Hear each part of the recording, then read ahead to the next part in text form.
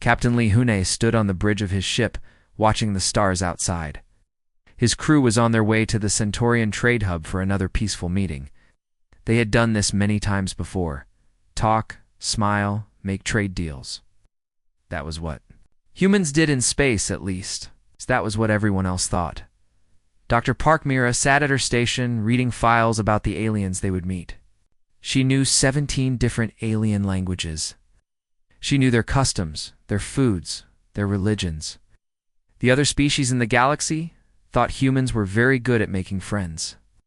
They were right, but not for the reasons they thought. "Captain," said the communications officer, "we're getting strange signals from the trade hub." Lee Hyen frowned. "What kind of strange?" "Screaming, sir, and weapon fire." The bridge went quiet. Lee Hyen felt something cold in his stomach. "Put it on speaker." The sounds that filled the bridge were terrible. Alien voices crying for help. The sound of laser weapons. Something else. Something that made every human on the bridge go. Very still, it was the sound of the Vextai horde. "How many ships?" Lee Hyen asked. "At least 50, sir. They're attacking everything that moves." Dr. Park Myra stood up. Her hands were shaking, but not from fear. It was something else. Something that had been sleeping inside her for her whole life. "Captain, there are civilians on that station. Families. Children." Lee Hyen nodded. He felt it too. All the humans did. For 300 years they had been very careful.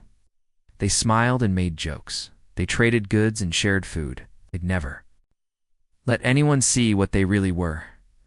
But now, "Sir," said another officer, "the station's defense fleet is running away." On the main screen they could see it happening. 12 alien warships, turning and flying away as fast as they could. The Alari were known for being gentle and kind. The Kethmon were smart and wise. Yes.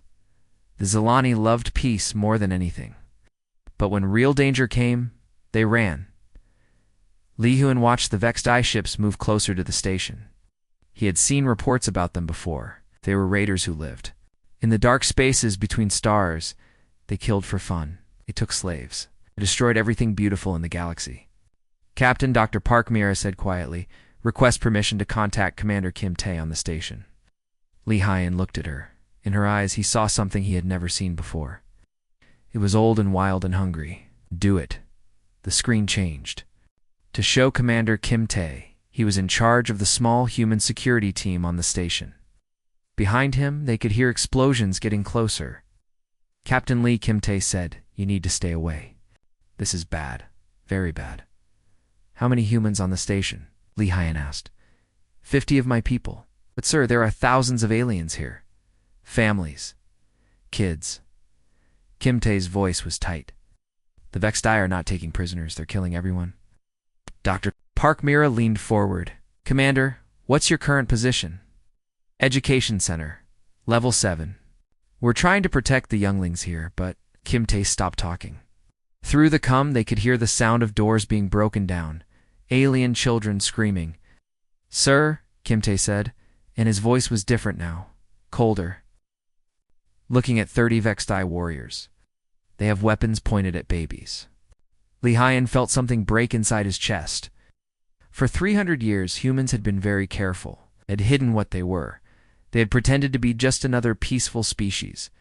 They had rules, laws, treaties that said they would never, ever show their true nature. But some things were more important than rules.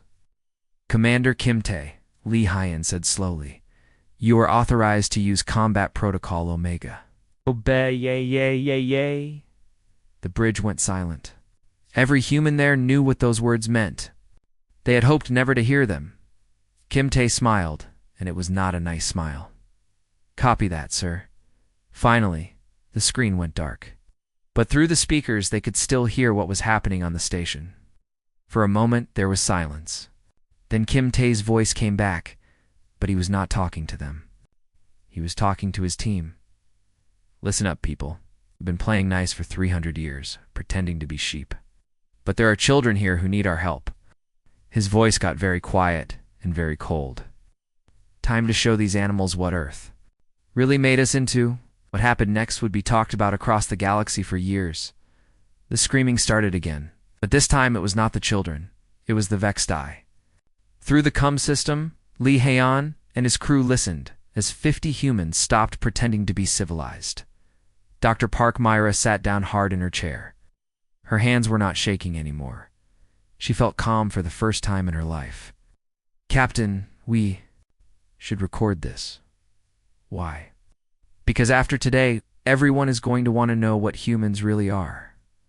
Li Heian nodded. He thought about Earth, their beautiful, terrible home world.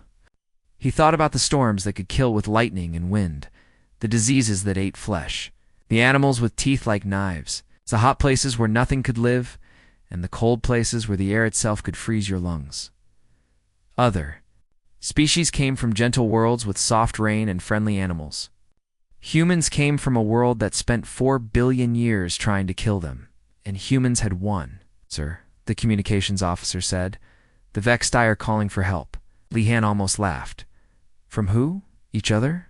They're running, away from the education center. On the main screen, they could see Vexti's ships starting to pull back from the station. Not all of them, but some of the warriors were trying to get back to their ships. They were leaving their attack positions. 50 humans. 50 humans with no heavy weapons, no battle armor, no warships. Just 50 humans who had decided to stop hiding what their home world had made them into. Captain, Dr. Park Mira said softly, "What have we done?" Li Heian watched the Vexti ships retreat. He thought about the peaceful life humans had built in space, the friends they had made, the trust they had earned. After today, all of that would change. We've shown them who we really are, he said. God help us all. Sergeant Choi Bin had spent 15 years pretending to be a guard. He stood at doors and smiled at aliens. He helped lost tourists find their way, carried a weapon that everyone thought was just for show. Now he was running through the corridors of the space station, and he was not pretending anymore. Sol, where are they? He spoke into his cum. Lieutenant Nam. Sol's voice came back, calm and cold. 20 Vexti, moving up from level 5. They think they're hunting you, Choi Bin smiled. The Vexti were big and strong and mean. They had sharp teeth and claws. They had killed millions of aliens across the galaxy, but they had never met anything like humans before. They're not hunting me, Choi Bin said. I'm hunting them. He pressed himself against the wall and waited. The Vexti were talking in their ugly language as they came up the stairs. They sounded happy, thought they were chasing scared prey. When the first Vexti came around the corner, Choi Bin moved. Humans were not the biggest species in the galaxy. They were not the strongest. But 4 billion years of evolution on Earth had made them into something special. They could see in the dark. They could hear tiny sounds. They could smell fear. Most importantly, they could think like predators. The first Vexti went down without making a sound. The second one had time to look surprised before Choi Bin's knife found his throat. By the time the others realized what was happening, 3 of their friends were already dead. Contact. Contact. The Vexti leader screamed into his cum. We need help. There's something wrong with these humans. Choi Bin laughed. It was not a nice sound. Nothing wrong with us. We're just not pretending anymore.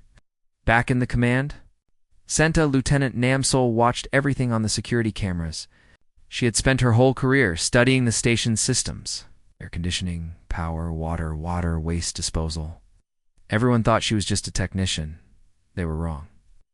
Choi Bin moved to section C7, she said into her cum. I'm about to make things very uncomfortable for our guests. Her fingers flew over the control panel. Vexti had spread through the station like a disease. But Namsol knew every pipe, every wire, every vent. This was not their home. It was hers. She started with the air system. The Vexti breathed. Oxygen, like humans. But they did not like it when that oxygen was mixed with fire-suppressant chemicals. In 30 seconds, every Vexti on levels 3 and 4 was choking and blind. Commander Kim Tae's voice came through. The cum, he was still in the education center with the alien children. I'm cleaning house, Namsol replied. How are the kids? Scared but alive. The Vexti who were here. They're not a problem anymore. Namsol nodded. She had seen it on the cameras. Kim Tae and his team had moved through the education center, like death itself. The Vextai had expected the humans to run, or hide, or beg for mercy. Instead, they found themselves facing something that fought back with intelligence, speed, and a cruelty that made them look gentle. Choi Bin's voice Crackled through the I need an exit. There are too many of them down here. Namsol looked at her screens. Choi Bin was surrounded by angry Vextai in the station's shopping district. But she had an idea. Do you remember the old maintenance tunnels? She asked. The ones that are too small for anyone to use? Too small for anyone who's not human-sized. Namsol corrected. Third shop on your left, behind the counter. There's a service hatch. Choi Bin found the hatch and squeezed inside. The tunnel was dark and narrow. Most species would panic in such a small space. But humans had spent millions of years hiding in caves and holes. Waiting for the right moment to strike, he crawled through the darkness, following Namsol's directions. When he came out, he was behind the Vextai who had been chasing him. Surprise, he said. The battle for the station lasted for hours. It was over. 300 Vextai warriors were dead. Humans had lost 2 people. Captain Lee Hae-yoon watched it all from his ship. His crew stood behind him, silent and amazed. They had never seen anything like it. Sir, his communications officer said quietly, we're getting messages from other Federation ships in the area. They want to know. ... what we are. Lee Hae sighed. For 300 years, humans had worked hard to fit in with the galaxy. Had built a reputation as friendly traders and diplomats. They had hidden their weapons, their tactics, their true nature. Now that was over. Dr. Park Myra, he said, prepare a message for Federation Command. Tell them that Earth's cover has been blown. Tell them that humanity can't pretend anymore. Dr. Park Myra looked up from her station. What should I tell them we are? Lee Hae-yoon thought about Earth. Beautiful, terrible Earth, with its storms and earthquakes and diseases. He thought about the animals that had tried to eat his ancestors, the ice ages they had survived, the wars they had fought against each other before they learned to work together. Tell them we're what happens when evolution goes to war, he said. Tell them we're Deathworlders. On the station, Commander Kim Tae stood in the education center. Around him, alien children of a dozen species hugged their parents and cried with relief. They did not understand what had happened. They only knew that the scary monsters were gone, but the adults understood. They had watched 50 humans do something that armies of their best warriors could not do. They had seen predators in action. Commander? One of the Ilari parents said quietly, what are you? Kim Tae looked at the alien. The Ilari were tall and graceful, with soft blue skin and large, gentle eyes. They were artists and poets. They had never heard anything in their lives. We're your friends, Kim Tae said. We've always been your friends. That hasn't changed. But what you did, ... We did what we had to do to protect you, Kim Tae replied. That hasn't changed either. The Ilari nodded slowly. He did not understand humans any better than he had an hour ago, but he understood that his children were alive because of them. Across the galaxy, the news was already spreading. Videos of the battle were being copied and sent from ship to ship, planet to planet. Everyone wanted to see what humans were really capable of. The peaceful traders from Earth were not what they seemed. They were something much more dangerous and much more necessary. The Deathworlders had revealed themselves, and the galaxy would never be the same. Ambassador Yoon Da had never been so nervous in her life. She sat in the Great Council chamber on Federation Central Station, surrounded by representatives from 200 different species. All of them were staring at her for 3 days. They had been asking the same questions. What else were humans hiding? How dangerous were they really? Could they be trusted? The Kethmoran ambassador stood up. He was tall and thin, with gray skin and forearms. His species was known for being very smart and very careful. Ambassador Yoon Da, he said in his quiet voice, we have reviewed the recordings from the Trade Hub incident. Your people killed 300 Vextai warriors in 4 hours. Our military experts say this should have been impossible. Yoon nodded. She had watched those recordings too. Even she had been surprised by what humans could do when they stopped holding back. The Vextai are known fighters, the Kethmoran continued. They have been terrorizing the outer worlds for decades. How did 50 humans defeat them so easily? The chamber was silent. 200 pairs of alien eyes waited for her answer. Yunda had spent her whole career telling careful lies to protect humanity's secret. Now, the truth was out, and she had to explain 300 years of deception. Because we are not what you think we are, she said. The Zilline ambassador made a sound of distress. The Zilline looked like large, friendly bears. They loved peace and harmony more than anything. But your species profile says Earth is a garden world, the Zilline said. Beautiful weather, gentle animals, peaceful evolution. That's why you were accepted into the Federation. Yunda stood up. It was time to tell the truth. Earth is not a garden world, she said. Earth is a Class 12 death world, the chamber erupted. Representatives shouted in dozens of languages. Some jumped out of their seats. Others began typing frantically on their communication devices. Order, order, the Federation chairman called. It was a Velkarin, a species that looked like walking. Trees, let the humans speak. Yunda waited for quiet. When she spoke again, her voice was steady and clear. My home world has tried to kill us every day for 4 billion years, she said. The weather changes from burning hot to freezing cold without warning. The animals have teeth and claws and poison. The diseases can wipe out entire cities. The ground shakes and breaks open. The sky throws lightning and floods. She looked around. The chamber. Every alien face showed shock and fear. We did not evolve to be peaceful traders, she continued. We evolved to be survivors. We learned to hunt in packs. We learned to make weapons from anything we could find. We learned to fight and kill and win, because everything else on our world was trying to do the same thing to us. The Ilary ambassador stood up. She was shaking. But you've been so kind, so gentle. For 300 years you've been our friends, Yunda smiled sadly. We have been your friends. That was not a lie. But kindness is not the same thing as weakness. We chose to be peaceful because we wanted to be, not because we had to be. Dr. Limay watched from the observation deck. She was a psychologist who studied human behavior. For years, she had been writing secret reports about what humans were really like. Now those reports were being read by alien leaders across the galaxy. The humans experience something called pack bonding, she had written. They will adopt almost any species as family and protect them with their lives. But they will also destroy anyone who threatens their pack. General Kang Ho stood beside her, commanded Earth's defense forces. For centuries, his job had been to look weak while staying strong. How are they taking it? He asked quietly. About as well as expected, Dr. Limay replied. Half of them want to kick us out of the Federation. The other half want to hire us. As bodyguards, on the chamber floor, the Vexti question was being debated. The raids had been getting worse every year. Entire colonies had been wiped out. The Federation's peaceful defense forces could not stop them. Perhaps the Kethmoran ambassador said carefully, We have been asking the wrong question. What do you mean? The chairman asked. We have been asking if humans are dangerous. But maybe we should ask if they are dangerous to us. The chamber went quiet again. It was a good point. The humans had lived peacefully in the Federation for 300 years. They had never attacked anyone. They had helped build trade routes and settle disputes. They had been good neighbors.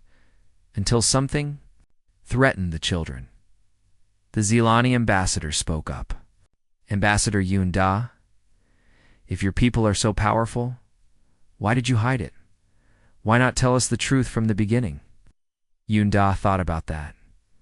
It was a fair question, because we were afraid, she said. We were afraid you would see us as monsters. We were afraid you would not want to be our friends. We wanted to belong somewhere peaceful. We wanted to be better than what our world made us. And now, the chairman asked, now you know what we are. The choice is yours. We can leave the Federation if you want. Let's go back to our death world and stay there, or ... Double quotes. Or you can. Except that sometimes, peaceful people need dangerous friends. The debate went on for hours. Some species voted to expel humanity immediately. Others voted to give them a place of honor in the Federation Council. Most were too confused and scared to vote at all, but while the politicians argued, something else was happening across the galaxy. Colonies on the frontier, colonies that lived in fear of Vextai raids, were sending their own messages to Earth. Please. Help us. We need protection. Send your people here. General Kang Ho read the messages and smiled grimly. The Federation Council could debate all they wanted. The real decision was being made by ordinary aliens who just wanted their children to be safe. Dr. Lim A, he said, prepare the fleet. I think we're about to get very busy. Back on Earth, President Han Su watched the Federation debates on her screen. She was tired. For her whole life, she had carried the secret of what humanity really was. Now that secret was out, and she did not know if she felt relieved or terrified. Madam President, her aide said, we're getting reports from our embassies. Some Federation members are asking their human diplomats to leave. Others are asking for more security. President Han Su nodded. She had expected this. Fear and friendship, side by side. What about Earth's defense status, she asked. General Kang Ho recommends we stay at current readiness levels. No hostile moves toward Federation space. But there are reports of Vextai ships massing near the Outer Rim. A lot of them, it looks like they're planning something big. President Han Su closed her eyes. For 300 years, humans had hidden their true nature to keep the peace. Now that peace was broken, and war was coming whether they wanted it or not. Send a message to all human ships and stations, she said. Tell them the masquerade is over. Tell them to defend themselves and their allies by any means necessary. Across the galaxy, humans received the message. Diplomats, traders, security, guards, engineers. All of them had been pretending to be something they were not. Now, they could stop pretending. The Deathworlders were revealed, and the galaxy was about to learn what that really meant. Admiral Shinwu stood on the bridge of the Earth warship Retribution. For the first time in 300 years, a human military vessel was flying under its true colors. No more pretending to be a transport ship. No more hiding weapons inside. Cargo containers. The Retribution was a real warship, built the way humans built things when they were not trying to look harmless. It was fast, tough, and deadly. So most importantly, it was not alone. Admiral Captain Bei Min reported from the Hunter's Moon. Long-range sensors show Vexti fleet movement. 30 ships heading for the Kepler colony. Ain Wu smiled coldly. The Kepler colony was home to 3 million Ilari families, gentle artists and poets who had never hurt anyone. The Vextai probably thought it would be an easy target. They were wrong. Captain Bei Min, take your squadron and intercept. Show them what real predators look like. Yes, sir. It will be a pleasure. Back on Earth, Chief Engineer OJ watched his life's work finally see daylight.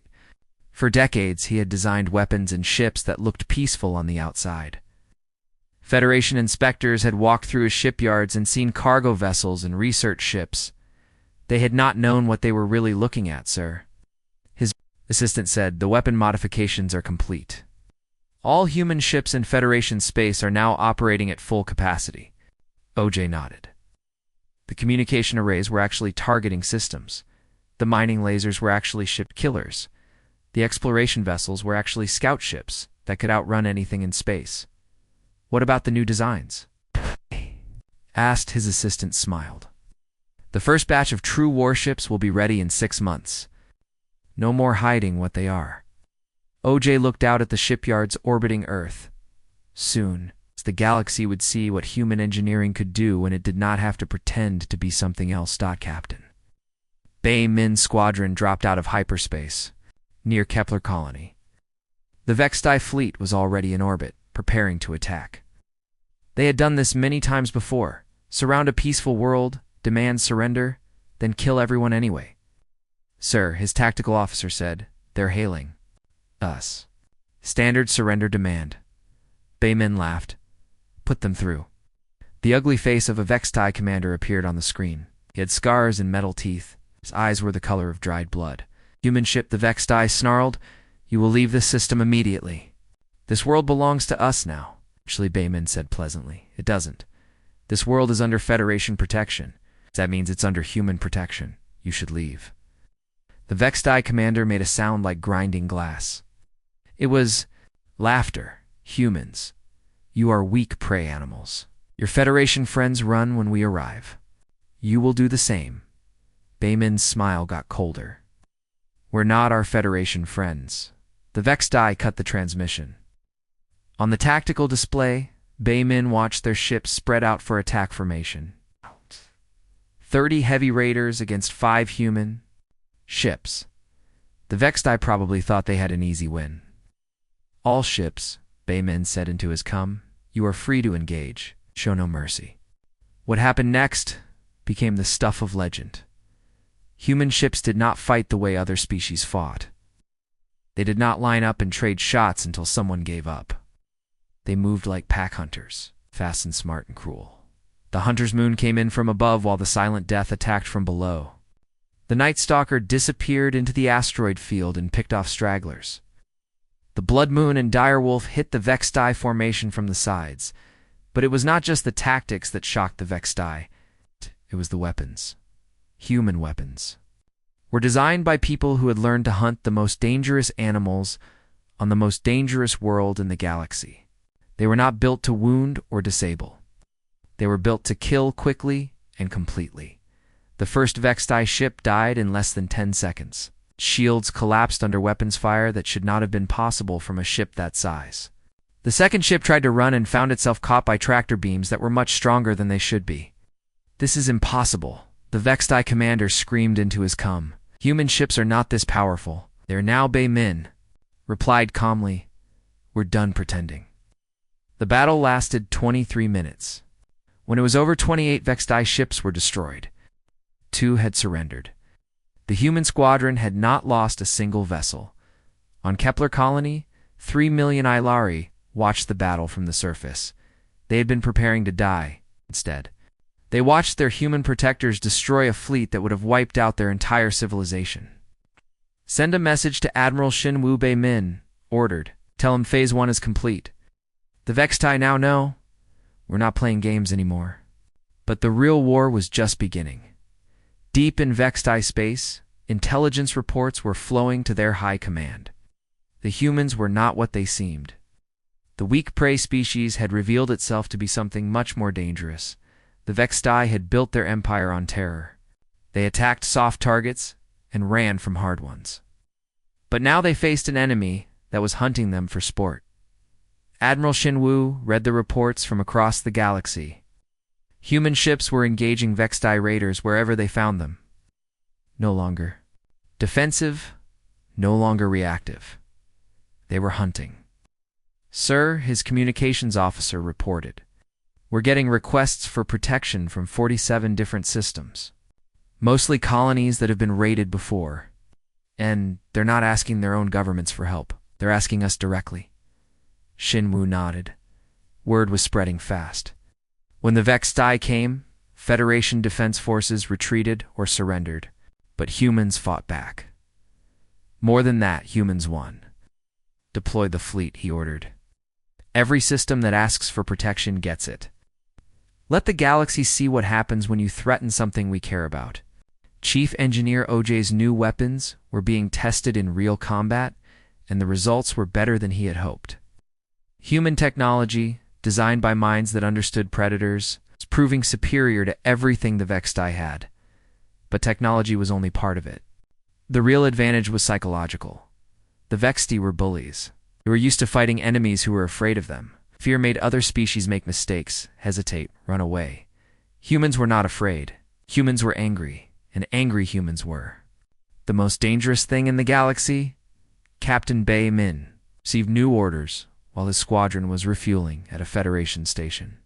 They were not going to wait for the next Vexed Eye attack. They were going to take the fight to the enemy's home territory. Sir, his executive officer said quietly, this means going deep into uncharted space. No support, no backup. Goes wrong. ... Baymin looked at the star charts.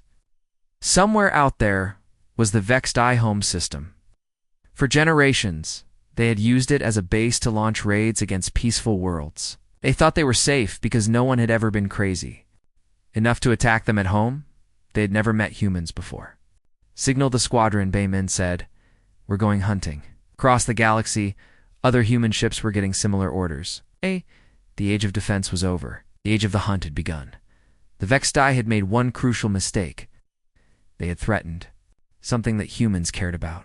They were going to learn what that mistake would cost them. The Deathworlders were no longer hiding. They were coming, and they were bringing with them 4 billion years of evolutionary fury.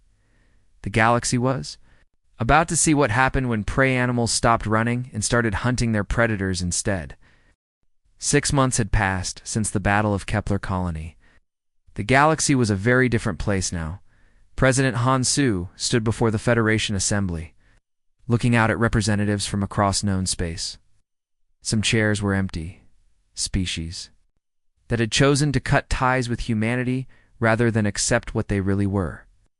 But many more were filled with allies who had learned to value human protection.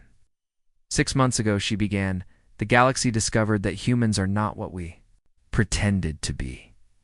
We are predators from a death world. We are capable of terrible violence. Some of you have decided you cannot trust us because of this. I understand your fear. The chamber was silent. Everyone remembered the videos of Vextai ships burning in space. Everyone had heard the stories of human soldiers moving through enemy positions like ghosts of death. But I want you to remember something else, Han Su continued. We could have conquered this galaxy 300 years ago. We had the ships. We had the weapons. We had the knowledge. We chose not to. She looked around the chamber, meeting alien eyes without flinching. We chose to be your friends instead. We chose to protect you instead of ruling you. We chose cooperation over conquest. That choice has not changed. Marshal Chen Yu watched from the military section as the new head of Federation Defense Forces. He had spent 6 months reorganizing how the galaxy protected itself. Human tactics and strategies were being taught to alien officers. Human weapons were being installed on Federation ships. The Vextai horde was no longer a threat. Their homeworlds had been found and their fleets destroyed. Captain Baymin had led the final assault on their capital system, and what his squadron found there would give diplomats nightmares for years. Slave camps, breeding facilities for prey species, warehouses full of trophies taken from dead civilizations. The Vextai were not just raiders, they were monsters who had terrorized the galaxy for so long that everyone had accepted it as normal. Now they were gone. Scattered, broken, hunted down by human ships that never stopped, never gave up, never showed mercy to those who harmed innocents. Marshal, his aide said quietly, we're getting another request for a human garrison. This time from the crystalline hegemony. Chen, you raised an eyebrow. The crystalline hegemony had been one of the species calling for humanity's expulsion from the Federation. Now they wanted human soldiers on their worlds. Reports of pirate activity near their trade routes.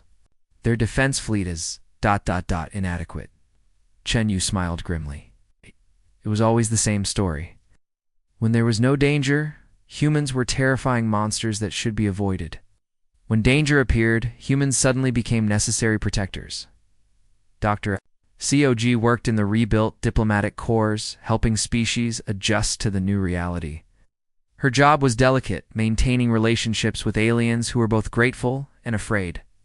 The key, she had written in her latest report, is consistency. We must show that human nature has not changed, only human honesty has changed. We were always predators, but we were also always protectors. Today she was meeting with a delegation from the Gentle Winds Collective. They were a peaceful species that looked like walking flowers, beautiful, fragile, and completely helpless. In a fight, Dr. Sugg, their ambassador, said in a voice like wind chimes, our people are afraid. The videos of your soldiers in combat, they are very disturbing. Sugg nodded. She had seen those videos too. Humans moving through Vextai positions like death itself. No mercy, no hesitation, no doubt. I understand your fear, she said. But tell me, do you have children in your delegation? The flower ambassador looked confused. Yes, several of our younglings are with us. And when you saw those videos, Did you think about what would happen to your children if the Vextai had found them instead of us? The ambassador was quiet for a long moment. The Vextai would have killed them. Yes, Yoji said gently. And we would die before we let that happen. That is what you saw in those videos.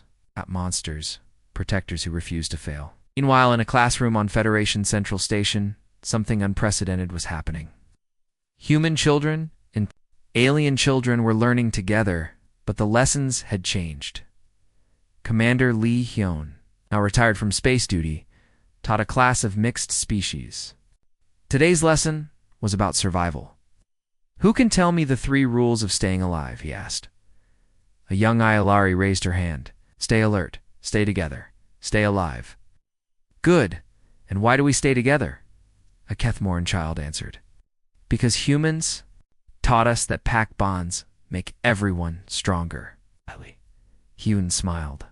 6 months ago, these alien children would have been taught that violence was always wrong, that running away was always the right choice. No.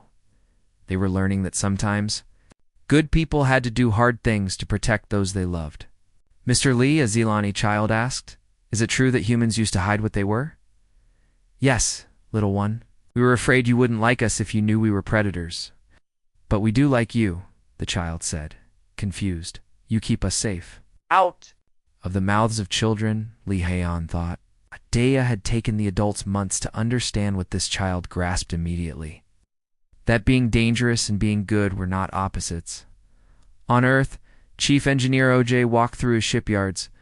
Construction had tripled since the revelation. No more hiding weapons inside cargo ships. No more pretending that human technology was primitive. The new ships were beautiful and terrible. Sleek hunters that could cross the galaxy in weeks.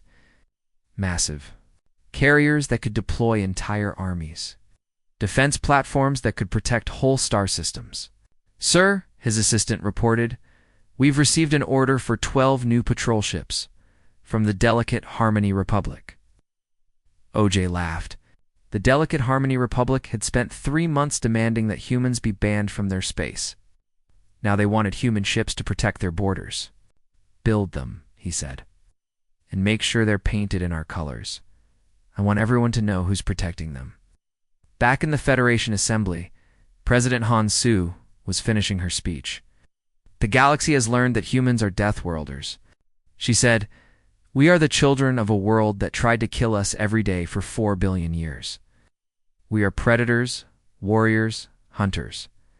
We are capable of terrible things. Oh. She paused, looking out at the mixed crowd of allies and former enemies. You have also learned that we choose who we hunt. For 300 years, we hunted poverty and disease and ignorance. We hunted fear and hatred and despair. When the Vextai threatened innocence, we hunted them. The chamber was completely silent now. We did not change, my friends. We simply stopped hiding. The question now is not what we are. The question is what we will build together. The vote, when it came, was overwhelming. Humanity would remain in the Federation. More than that, they would take a leading role in its defense. Some species would never be comfortable with human nature. They would keep their distance, trade when necessary, but never fully trust. That was their choice, but others had learned something important. The galaxy was not a safe place. It was full of predators and pirates and monsters. Having friends who were even more dangerous than your enemies was not a weakness, it was survival. On a small colony world near the rim, a family of Gentle Winds refugees watched human soldiers patrol their new home. 6 months ago, their world had been destroyed by raiders. It lost everything. Now they were safe. Their children played in gardens protected by humans who would kill anyone who threatened them. It was a strange feeling being guarded by predators, but it was also comforting. Mama, a young Gentle Wind asked, why did the humans protect us? We are not their family. The mother thought about that. Human pack bonding was still a mystery to most species. How did they decide who to protect? Why did they care about strangers? I think she said slowly that they protect us because they choose to, and choosing to protect someone makes them family. The child nodded as if this made perfect sense. Perhaps it did. The Deathworlders had stopped hiding their savage nature. But they had also proven that savage did not mean evil. Predators could choose their prey. Warriors could choose their battles. Monsters could choose to be heroes. The galaxy was still dangerous. It would always be dangerous. How? But now it had guardians, who understood danger, who had been shaped by it, who could meet it with equal force. The masquerade was over.